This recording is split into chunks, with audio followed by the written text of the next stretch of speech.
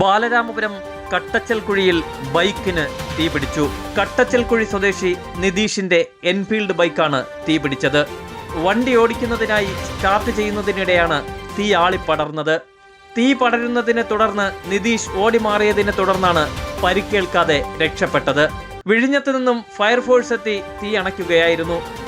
നിമിഷ നേരത്തിനുള്ളിൽ തീ ആളിപ്പടർന്നതോടെ വീട്ടിലുള്ളവരും പരിഭ്രാന്തരായി.